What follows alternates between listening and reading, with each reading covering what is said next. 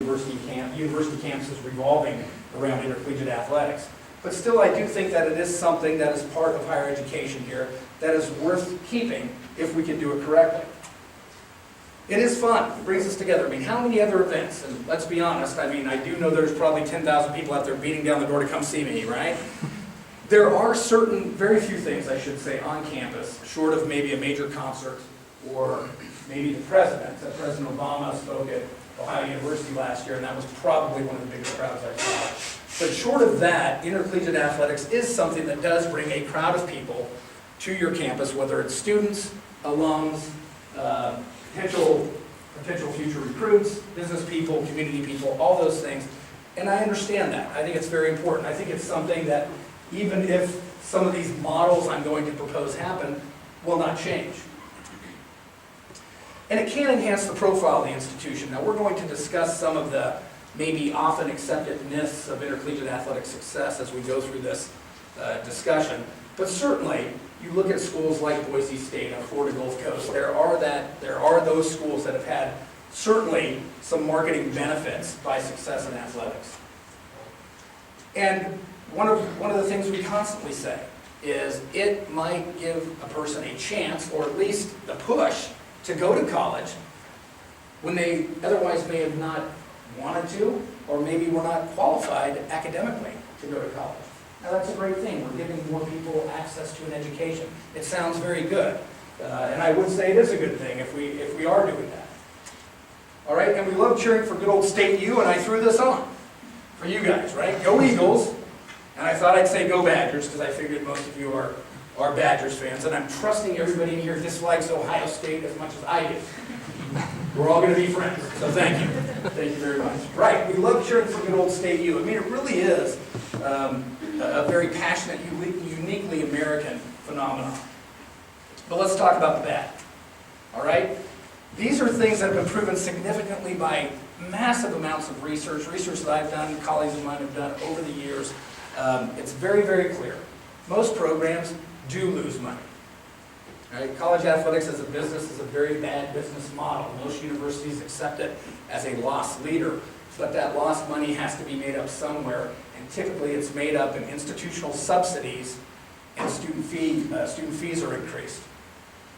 Many do have low graduation rates and academic issues.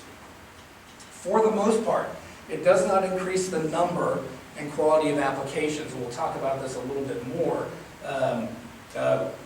Well, and as I said on the last bullet point, it doesn't increase, again, a sustained increase of fundraising, marketing, or university profile as a whole. That's the same with applications, other than a short-term spike. And I mentioned in the class this morning, I know some of you are getting a little bit of this twice, but as I said in Dr. Gordon's class this morning, you did see some schools, Boston College and Boise, see a spike in these things, but it flattened out. And during that spike time, whether it was 1 or 2 years, the university overspent to try to keep that success going. So it was kind of a backwards effect, unfortunately. Now let's talk about the ugly. NCAA Division I athletics are rife with abuses, and I just wrote down four schools that stick out in my mind. We talked about North Carolina and Duke playing. Well, North Carolina is mired in right now what is probably the worst academic fraud scandal in the history of intercollegiate athletics, and this is one of our better public institutions.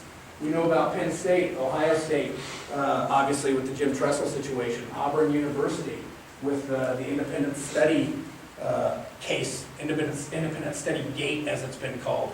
They had they were touting their academics, and it turned out they had a myriad of athletes who were taking hundreds of hours of independent study to maintain their eligibility. What I have found in my unofficial straw poll of when I go and speak to schools or I talk to my own students is, frankly, we don't care. And that bothers me a lot. But at the end of the day, we care. I say we because I feel that as a fan, I'm part of the problem. I hope to be part of the solution. We honestly don't care when Ohio State plays Wisconsin. If I would step out at halftime and it was 10-10 and Wisconsin had to win this game to go to the BCS or the 14 college football playoff, if I stood there at your stadium in Madison and said, by the way, I've got all these transcripts and there's not a single one of these students going to class on the Wisconsin football team. Isn't that awful? if I stood 50 yards on halftime, 10-10, how many are going to get up and storm out in anger, right? Think about that.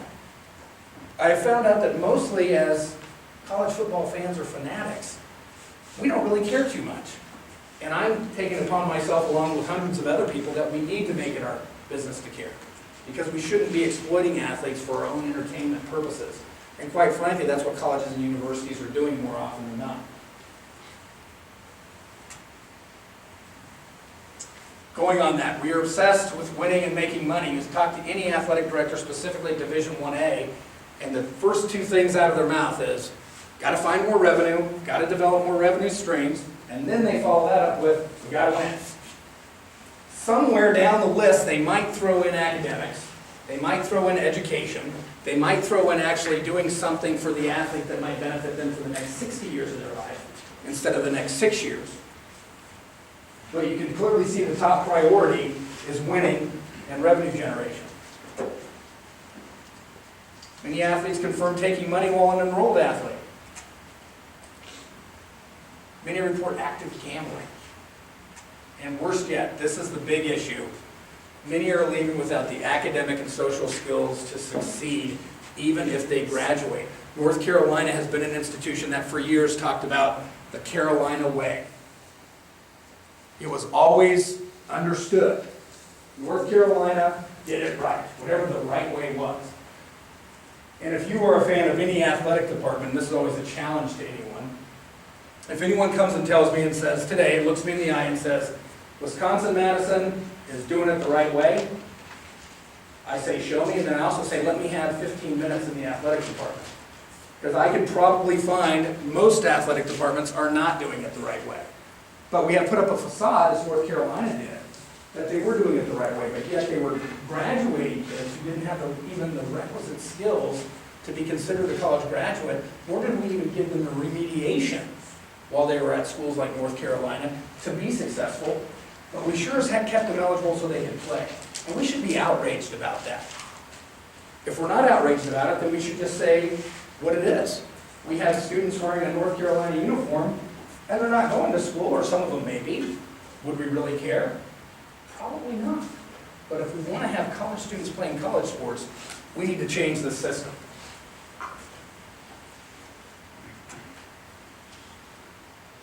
Obviously, the problems aren't new. Some of you who've maybe taken sociology of sport or some early classes would understand that the NCAA was actually formed to prevent football injuries or reduce football injuries and standardize rules of football. That really started the NCAA in the early 1900s. And then it spawned on to other sports, championships, all those things. So much so, and some of you may actually be aware of this, and this is the actual title. So if you talk about redundancy, the Carnegie Foundation Report for the Advancement of Teaching Report, that's the actual title, 1929. Let me give you a couple tidbits from that report. 1929 now. Faculty worried about athletics taking over the institution and being a primary function of the institution. Athletes not getting requisite academic preparation or satisfactory progress to get a degree. Recruiting issues, even talked about in 1929, right? Recruiting issues. Coaches who are becoming too powerful on campus making $500 salaries. Extrapolate that out to the $5 million or whatever Nick Saban's making now. So these problems have been going on now for 100 years or more. It's proven in a report like that, but yet we haven't really attacked a lot of the core issues. Another report came out, American Council of Education report, 1972. Now this is when TV was getting a little bit bigger. College sports was getting more and more popular. As most of you know, college football was much more popular than the NFL for many, many years, really up until probably the 60s. So now TV comes into play, and the American Council of Education report, 50 years after the Carnegie report, is saying, not only are the problems still the same, they're worse. We have recruiting issues. We have kids coming into school who can't read or write, but yet we're playing them and we're graduating them. How many of you know the name Dexter Manley? He actually graduated from Oklahoma State, and he could not read. He was given a degree. Eldon Campbell at Clemson, when he played basketball there, he was asked by a reporter, Eldon, did you earn your degree at Clemson? And he said, no, but they gave me one anyways. And all those things just kind of, it's okay, as long as we win.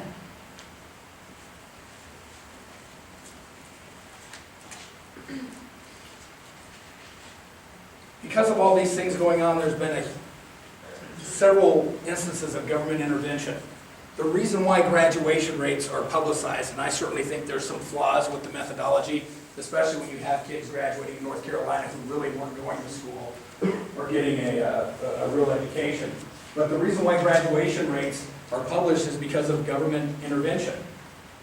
Because of stories like Dexter Manley, a congressman by the name of Tom McMillan, who was a Rhodes Scholar, played basketball at Maryland, who was also a member of the 1972 Olympic men's basketball team, a very accomplished individual, was one who pushed graduation rates being published.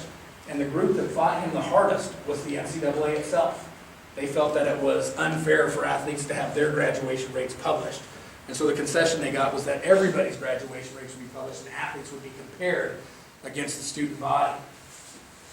Other things that the government has interceded on, the Colorado recruiting scandal about 10 years ago, NCAA enforcement and infractions. I was able to, and I'll talk about this, who's in the law class tomorrow? So you'll hear about this, I'll talk about it more tomorrow, but I was able to testify in front of a congressional subcommittee about enforcement and infractions in 2004. So you can't now, and you certainly couldn't then, you can't pick up the paper almost on a daily basis, certainly a weekly basis, without finding some college athletic scandal. But yet, we're still going down the road that we always have. All right, and I'm here to tell you that the new problems are worse. Let's talk about some of the new stuff. The stakes are higher. We now have conferences that have their own TV networks. We now have schools that have their own TV networks.